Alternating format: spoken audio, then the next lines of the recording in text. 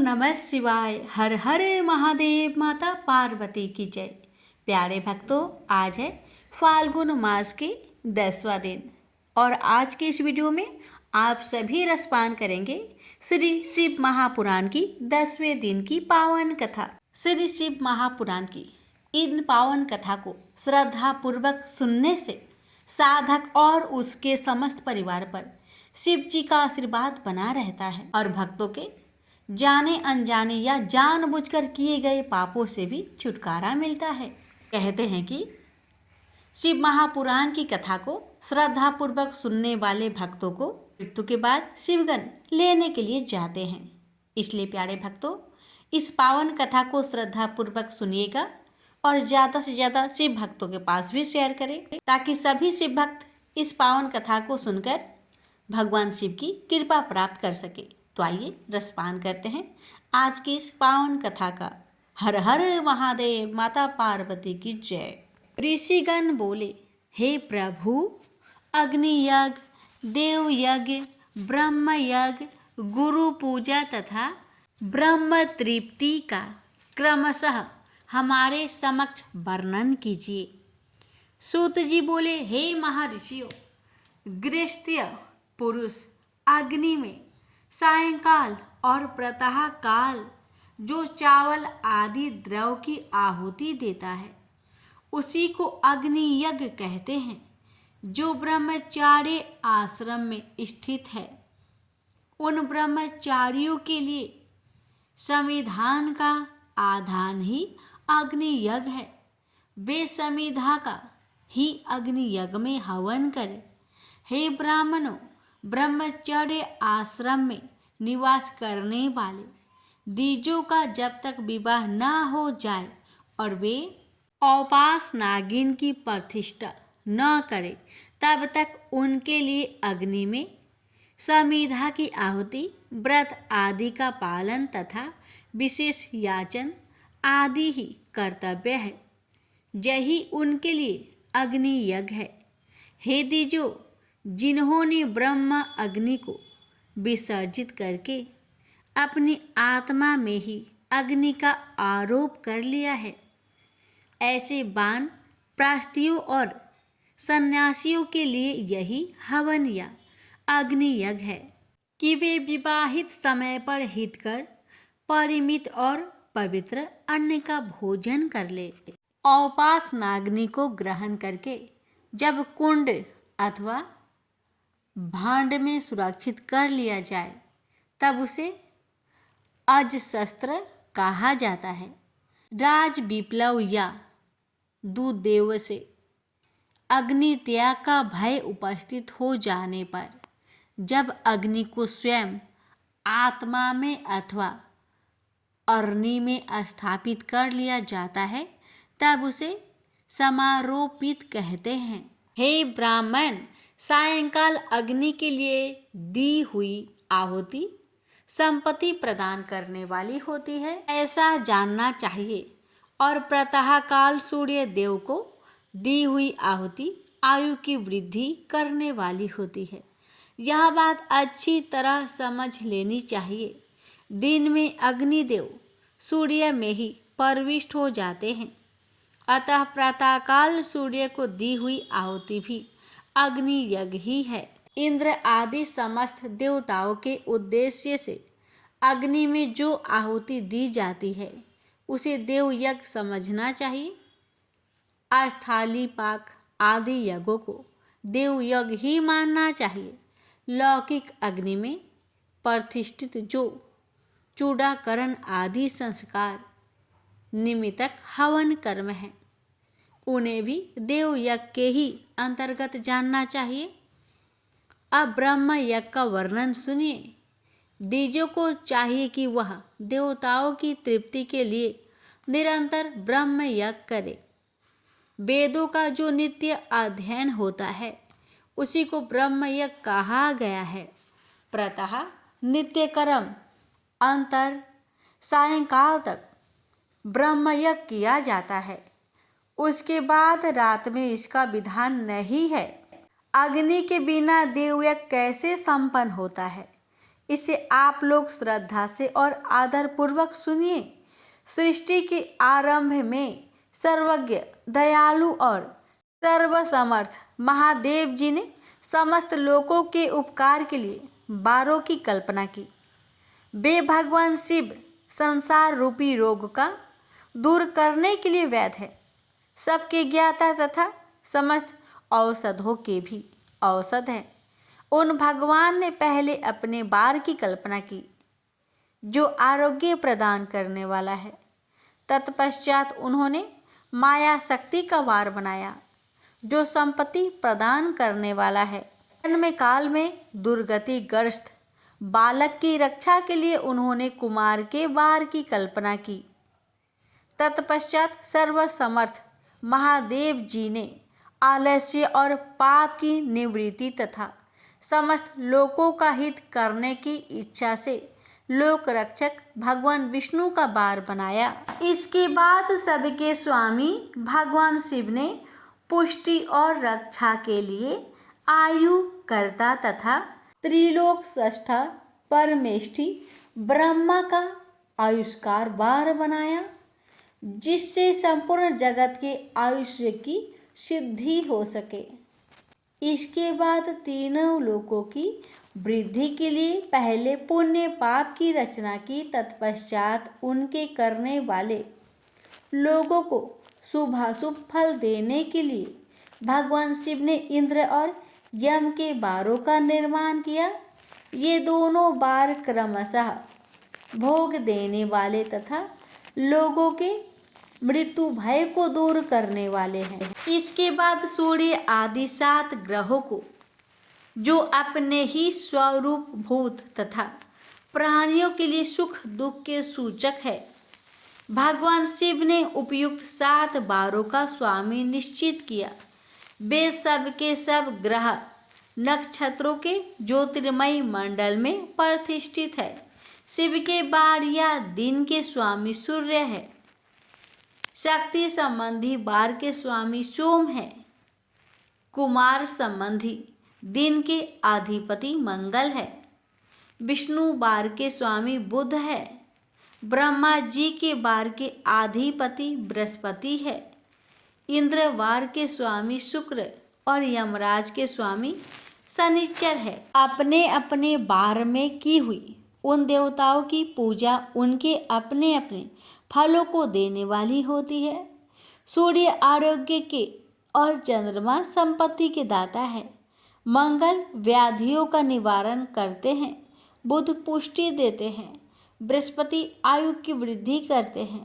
शुक्र भोग देते हैं और शनिचर मृत्यु का निवारण करते हैं। ये 7 बार के लिए क्रमशः फल बताए गए हैं जो उन देवताओं की प्रीति से प्राप्त होते हैं। अन्य देवताओं की भी पूजा फल देने वाले भगवान शिव ही है। देवताओं की प्रसन्नता के लिए पूजा की 5 प्रकार की ही पद्धति बनाई गई है। उन देवताओं के मंत्रों का जप यह पहला प्रकार है। उनके लिए होम करना, दूसरा दान करना, तीसरा तथा तप करना चौथा प्रकार है। किसी वेदी पर प्रतिमा में अग्नि में अथवा ब्राह्मण के शरीर में आराध्य देवता की भावना करके 16 उपचारों से उनकी पूजा या आराधना करना 5वां प्रकार है। इनमें पूजा के उत्तरोत्तर आधार श्रेष्ठ है। पूर्व के अभाव में उत्तरोत्तर आधार का अवलंबन करना चाहिए।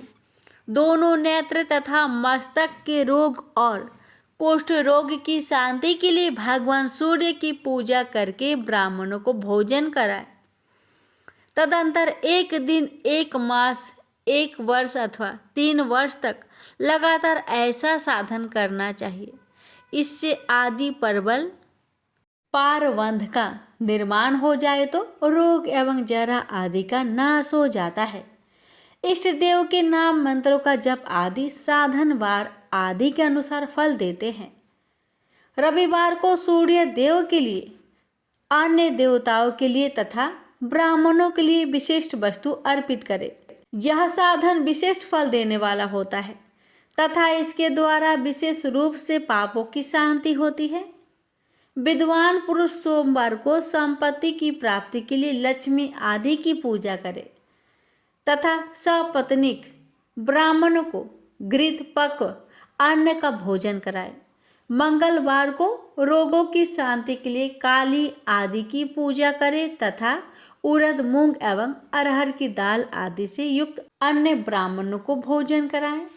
विद्वान पुरुष बुधवार को दधि युक्त अन्न से भगवान विष्णु का पूजन करे। ऐसा करने से सदा पुत्र मित्र और स्त्री आदि की पुष्टि होती है।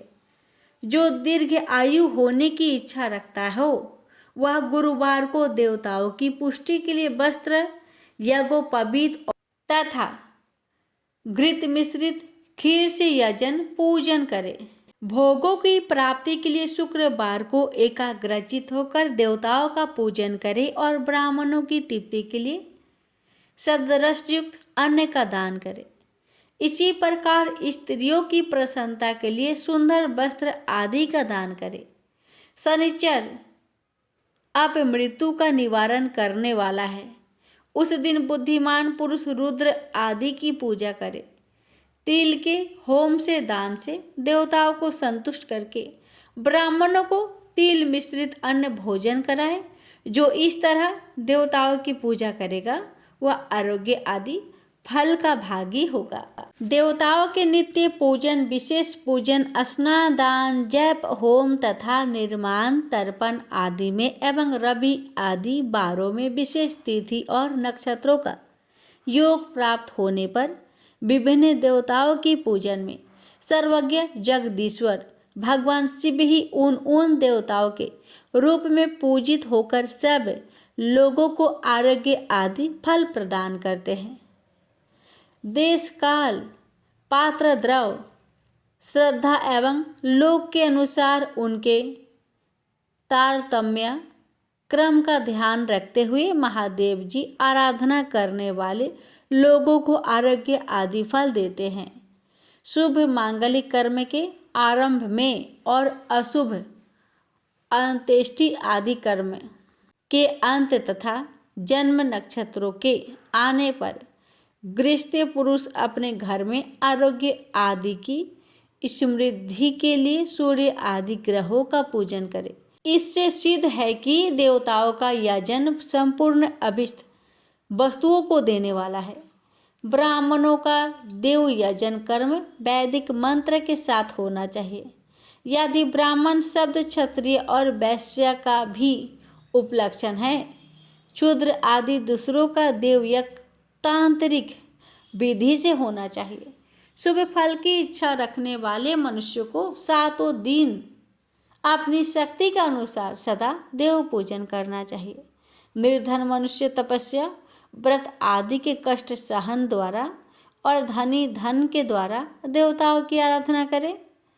वह बार बार श्रद्धा पूर्वक इस तरह के धर्म का अनुष्ठान करता है और बारंबार पुण्य लोक में नाना प्रकार के फल भोग कर पुनः इस पृथ्वी पर जन्म ग्रहण करता है।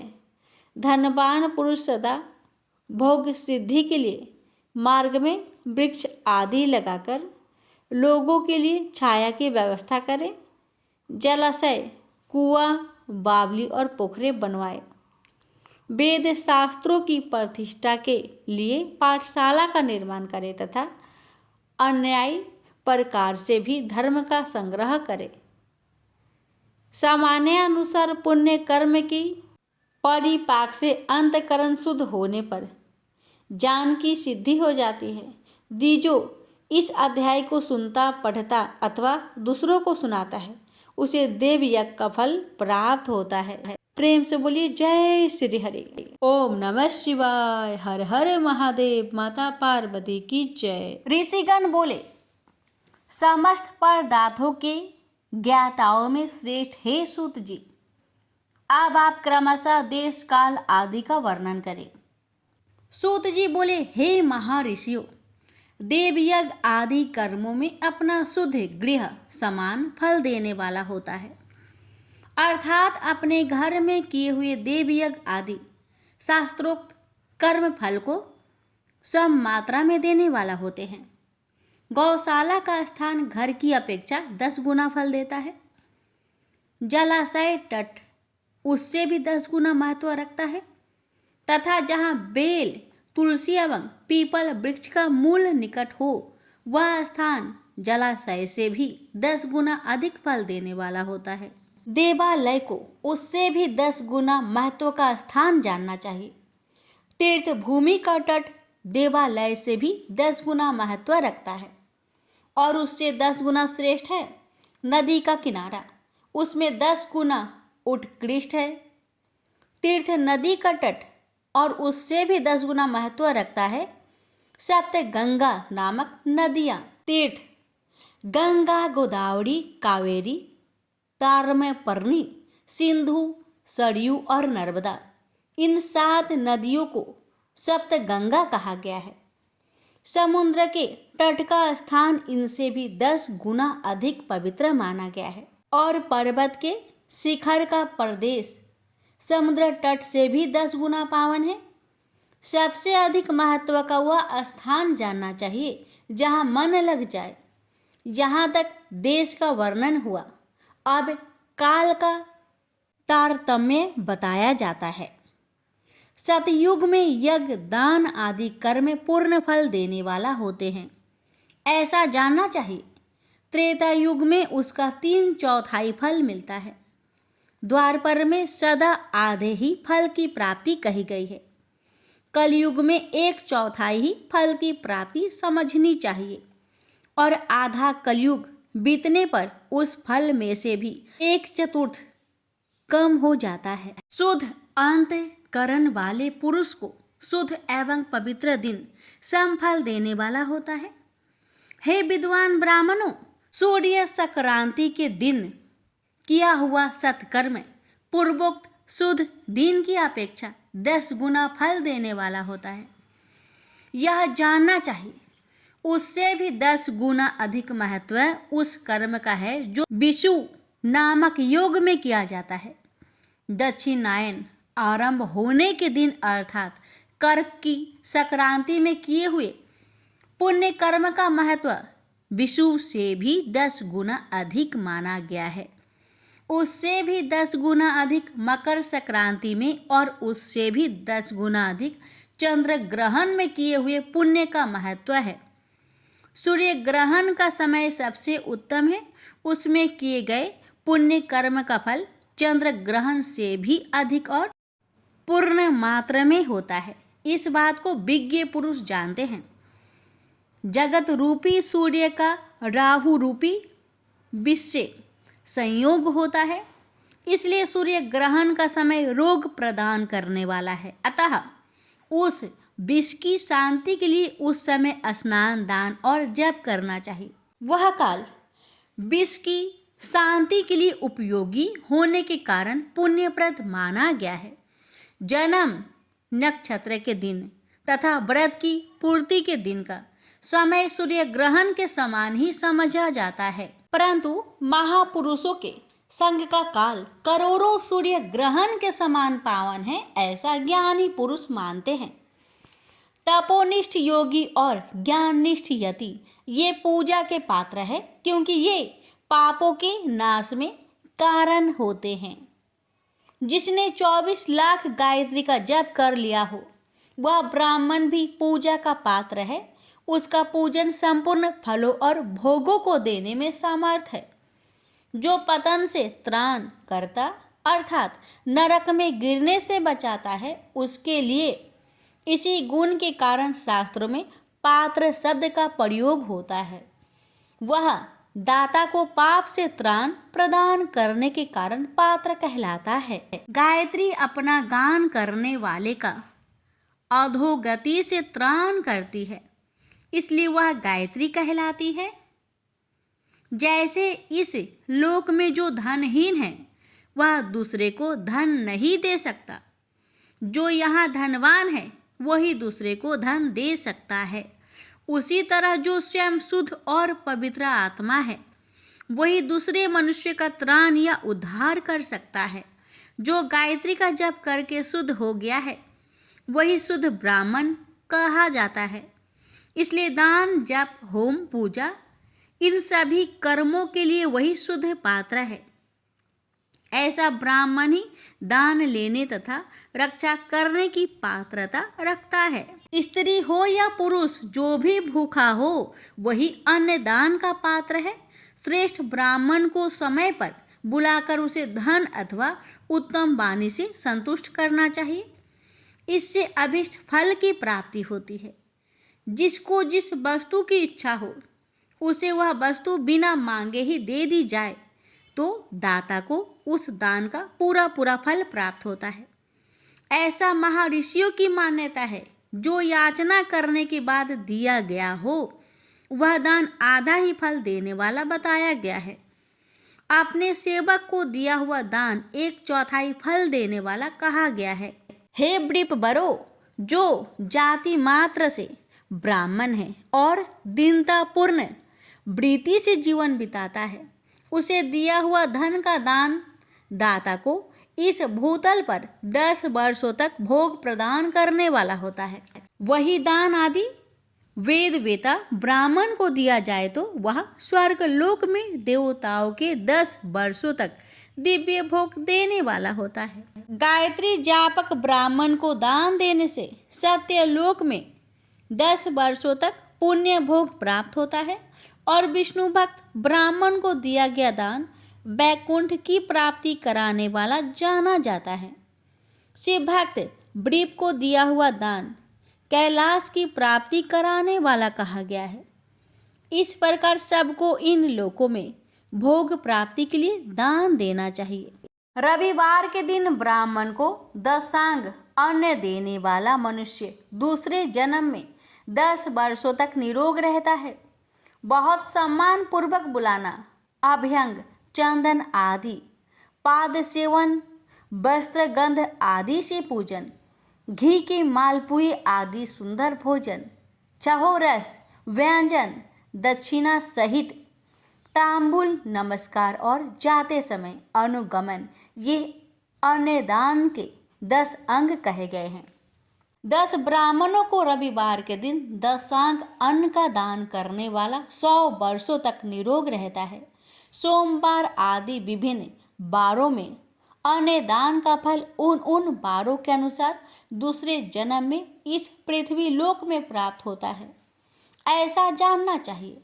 7 बारों में 10-10 ब्राह्मणों को दशांग अन्नदान करने से 100 वर्षों तक आरोग्य आदि फल प्राप्त होते हैं। इस प्रकार रविवार के दिन ब्राह्मणों को अन्नदान करने वाला मनुष्य 1000 वर्षों तक शिवलोक में आरोग्य लाभ करता है। इसी प्रकार ब्राह्मण को अन्नदान करके मनुष्य 10,000 वर्षों तक आरोग्य भोग करता है। विद्वान को सोमवार आदि दिनों के विषय में भी ऐसा ही जानना चाहिए। रविवार को गायत्री जप से पवित्र अंत करण वाले 1000 ब्राह्मणों को अन्नदान करके मनुष्य सतलोक में आरोग्य आदि भोग को प्राप्त करता है। इसी प्रकार 10,000 ब्राह्मणों को दान देने से विष्णु लोक में ऐसी प्राप्ति होती है और 1,00,000 ब्राह्मण को अन्नदान करने से रुद्र लोक में भोग आदि की प्राप्ति होती है।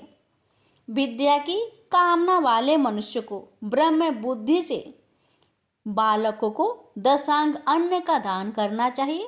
पुत्र की कामना वाले लोगों को विष्णु बुद्धि से युवकों को दान करना चाहिए और ज्ञान प्राप्ति की इच्छा वाले को रुद्र बुद्धि से वृद्धजनों को दान देना चाहिए। इसी प्रकार बुद्धि की कामना करने वाले श्रेष्ठ मनुष्य को सरस्वती बुद्धि से बालिकाओं को दशांग अन्न का दान करना चाहिए। सुख भोग की कामना वाले श्रेष्ठ जनों को लक्ष्मी बुद्धि से युवतियों को दान देना चाहिए। आत्मज्ञान की इच्छा वाले लोगों को पार्वती बुद्धि से वृद्ध स्त्रियों को अन्नदान करना चाहिए। ब्राह्मण के लिए शील तथा उयच वृत्ति से लाया हुआ और गुरु दक्षिणा में प्राप्त हुआ अन्न धन शुद्ध द्रव कहलाता है। उसका दान दाता को पूर्ण फल देने वाला बताया गया है। शुद्ध शुक्ल प्रतिग्रह दान में मिला हुआ द्रव मध्यम द्रव कहा जाता है और खेती व्यापार आदि से प्राप्त धन अधम द्रव कहा जाता है। क्षत्रियों का शौर्य से कमाया हुआ, वैश्यों का व्यापार से कमाया हुआ और शूद्रों का सेवा वृत्ति से प्राप्त किया हुआ धन भी उत्तम द्रव कहलाता है। धर्म की इच्छा रखने वाले स्त्रियों को जो धन पिता एवं पति से मिला हुआ हो उनके लिए वह उत्तम द्रव है। गौ आदि 12 वस्तुओं का चैत्र आदि 12 महीनों में क्रमशः दान करना चाहिए अथवा किसी पुण्य काल में एकत्रित करके अपनी अभीष्ट प्राप्ति के लिए इनका दान करना चाहिए।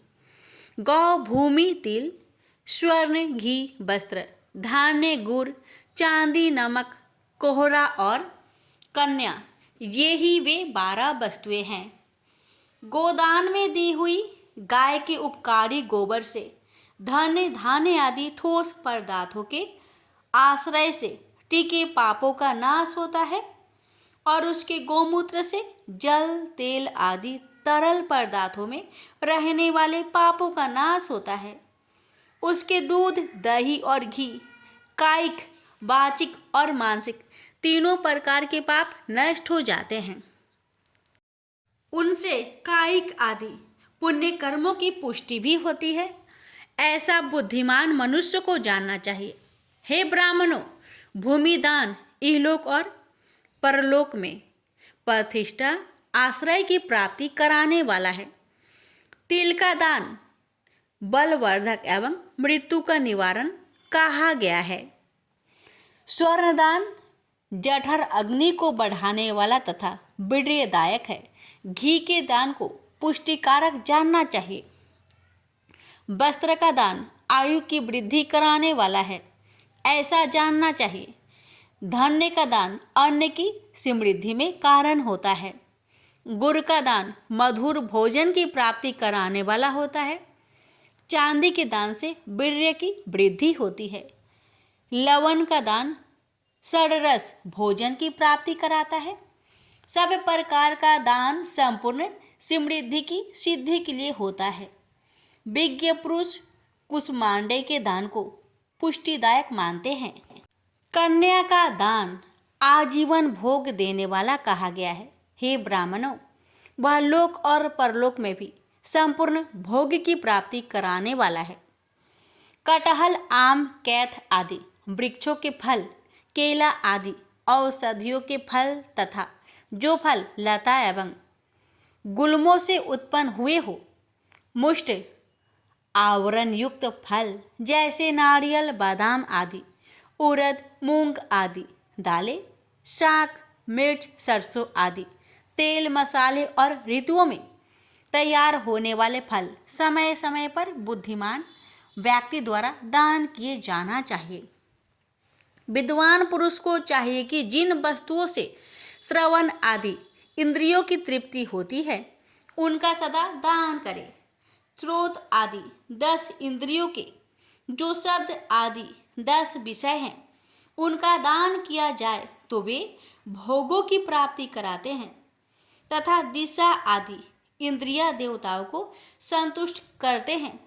वेद और शास्त्रों को गुरु मुख से ग्रहण करके गुरु के उपदेश से अथवा स्वयं ही बोध प्राप्त करने के पश्चात जो बुद्धि का यह निश्चय होता है कि कर्मों का फल अवश्य ही मिलता है, इसी को उच्च कोटि की आस्तिकता कहते हैं। भाई बंधु अथवा राजा के भय से जो आस्तिकता बुद्धि या श्रद्धा होती है वह कनिष्ठ श्रेणी की आस्तिकता है। जो सर्वथा दरिद्र है, जिसके पास सभी वस्तुओं का अभाव है, वह वाणी अथवा कर्म शरीर द्वारा यजन करे। मंत्र स्रोत और जप आदि को वाणी द्वारा किया गया यजन समझना चाहिए तथा तीर्थ यात्रा और व्रत आदि को विद्वान पुरुष शारीरिक यजन मानते हैं।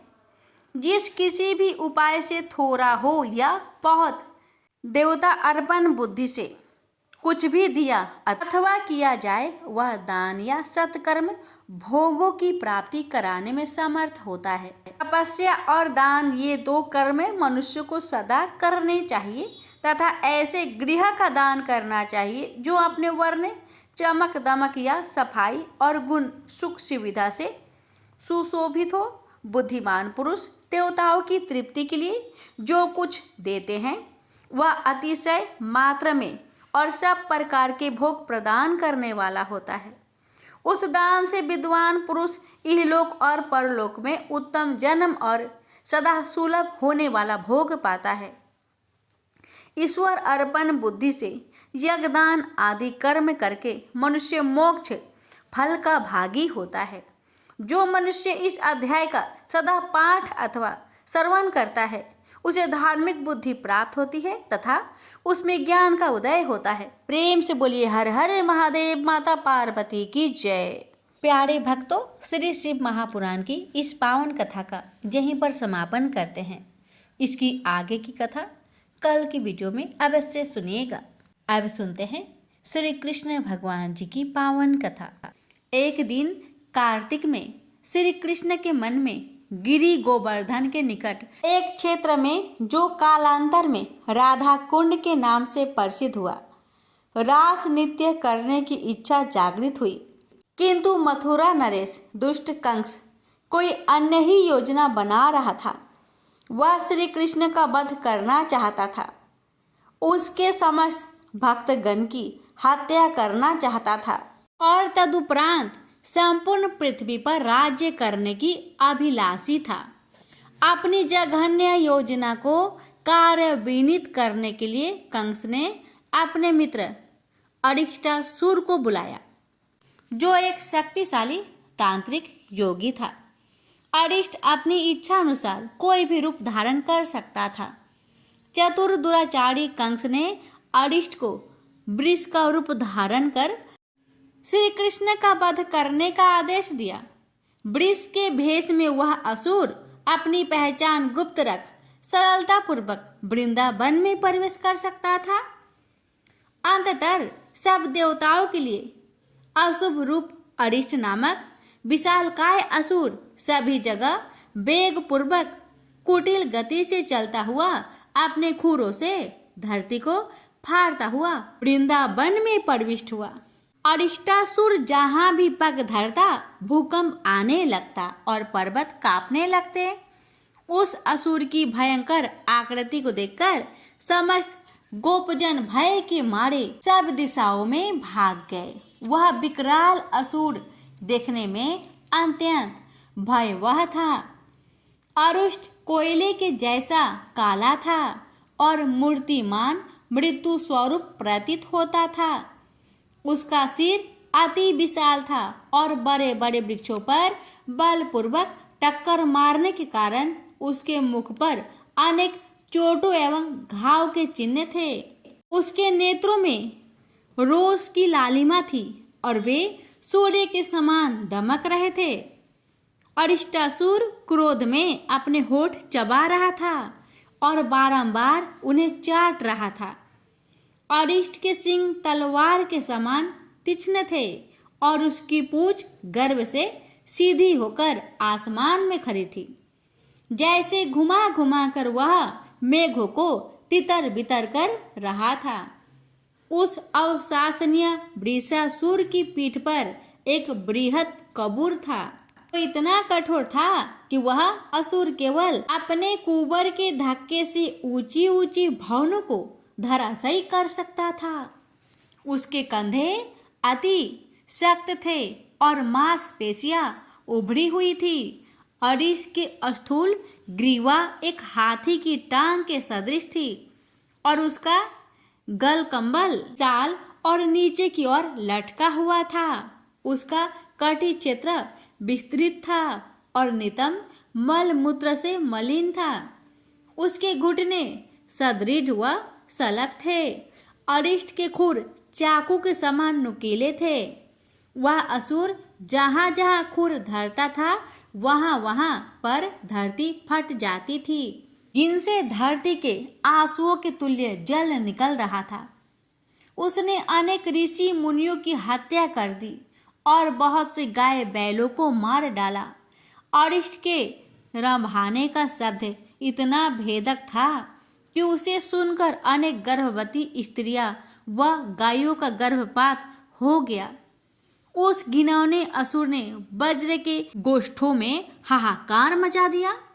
भय व आतंक से आक्रांत होकर ब्रजवासीगण श्री गोविंद का आश्रय ग्रहण करने के लिए उन्हें ऊंचे स्वर में पुकारने लगे, कृष्ण कृष्ण हमें बचाओ। उनका अंतर्नाद सुन कृष्ण भगवान दौड़े चले आए और गंभीर स्वर में उन्हें आश्वासन देते हुए बोले, प्रिय मित्रों मत डरो, मैं तुम्हारी रक्षा करूंगा। जब वह उग्र भीमकाय अरिष्टासुर श्री कृष्ण के सम्मुख आया तब वे तनिक भी विचलित नहीं हुए। उस असुर को चुनौती देते हुए अच्युत्य श्री कृष्ण एक मल के समान अपनी भुजाएं थपथपाई और क्रोध पूर्वक बोले, अरे मूर्ख, ओ अतिशय असज्जन, इस गोगन और गोपालों को क्यों डरा रहा है? मैं यहाँ तुम जैसे दुष्ट दुरात्माओं को दंड देने हेतु ही उपस्थित हुआ हूँ। श्री कृष्ण अपने एक गोप सखा के कंधे पर अपनी अजय महाबली भुजा रख हंसने लगे। उस हास्य के द्वारा श्री कृष्ण ने उस असुर के क्रोध को बढ़ा दिया। अरिष्ट अपने खुर रूप कुदालों से भूमि को छत बिछत करने लगा और अपना सिर झुकाकर अपने नोकीले सिंघों से श्री कृष्ण के उदर को लक्ष्य बना इंद्र वज्र के समान श्री कृष्ण की ओर दुर्गति से धावित हो उठा। श्री कृष्ण की हत्या करने के उद्देश्य से वह वृष अपनी संपूर्ण प्रचंड शक्ति लगाकर उन पर झपटा, किंतु श्री कृष्ण ने अरिष्ट को उसके सिंघों से पकड़ लिया और 100 पग पीछे खदेड़ दिया। परंतु वह वृषासुर अचिरेन उठ खड़ा हुआ और दीर्घ श्वास लेता हुआ तथा संपूर्णतया स्वेद से व्याप्त होकर क्रोधोन्माद में श्री कृष्ण पर पुनः प्रहार किया। हम अंजन से चमकती देह वाले श्याम और अरिष्ट का घोर युद्ध, 2 सख्त काले वृषों की लड़ाई अथवा 2 स्थूल सघन सजल पायोधर के समर सम प्रतीत हो रहा था। अंततः वह वृषासुर पूर्णतया परिशांत हो गया और उसके विभत्स मुख से फेन व स्राव बहने लगा। क्रोध भेष में अरिष्ट ने पुनः श्री कृष्ण पर आक्रमण किया। इस बार श्री कृष्ण ने उसके सिंघों को सुदृढ़ता पूर्वक पकड़ लिया और उनके बीच स्थिरता पूर्वक अपना एक सरोज चरण स्थित कर दिया। तब अजित श्री कृष्ण ने उसके कंठ को ऐसे निष्पीड़ित किया जैसे कोई गीली वस्त्र को निचोड़ता है। श्री कृष्ण ने उस असुर का बायां सिंह उखाड़ फेंका और बारंबार उस पर प्रहार किया। विष्टा मूल व रक्त का त्याग करते हुए अपनी टांगे इधर उधर मारते हुए तथा आंखें घुमाते हुए अरिष्टासुर यमपुरी को गया। देवताओं ने गगन से श्री कृष्ण पर पुष्प वृष्टि कर अपना आदर व्यक्त किया। श्री कृष्ण की विजय से उन्मत्ता को प्राप्त हुए गोकुल जन सूरवीर श्री कृष्ण के चारों ओर एकत्रित होकर जय जयकार करने लगे। अद्भुत अद्भुत जय हो, श्री कृष्ण की जय हो। एक समय एक मेढक व मेढकी का जोड़ा था। इनमें से मेढकी हमेशा भगवान विनायक यानी गणेश जी की पूजा अर्चना करती थी। उन्हीं का नाम हर समय जपती रहती थी। यह देखकर मेढक को गुस्सा आता। एक बार उसने गुस्से में मेढकी को कहा कि तू पापी है जो हर समय पर पुरुष का नाम लेती है। इस पाप को करना बंद कर। धमकी भी दी, यदि आज के बाद विनायक जी का नाम लिया तो वह उसका सिर फोड़ देगा। कथा के अनुसार मेढकी इस बात से गणेश जी उससे नाराज हो जाते हैं।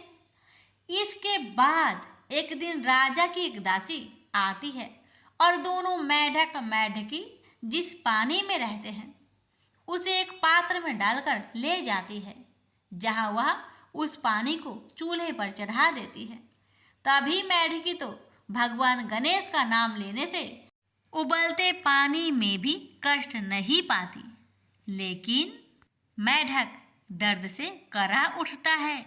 गर्म पानी में भी जब वह मेढकी को बिना कष्ट के देखता है तो वह उससे इसका कारण पूछता है। इस पर वह गणेश जी को ही उसका संकट दूर करने वाला बताते हुए मेढक को भी ऐसा ही करने को कहती है। ये सुन जान बचाने के लिए मेढक गणेश जी का नाम लेने लगता है। इससे गणेश जी प्रसन्न हो जाते हैं। कुछ देर में ही दो सांड लड़ते हुए वहां पहुंचते हैं और चूल्हे पर चढ़े पानी के पात्र को गिरा देते हैं, जिससे मेढक व मेढकी दोनों उस संकट से मुक्त होकर नदी की पाल में गिर जाते हैं। कथा के अंत में सबके साथ ये कहा जाता है कि गणेश जी महाराज ने जिस तरह मेढक व मेढकी का संकट दूर किया, वैसे ही वे सबका कष्ट दूर करें।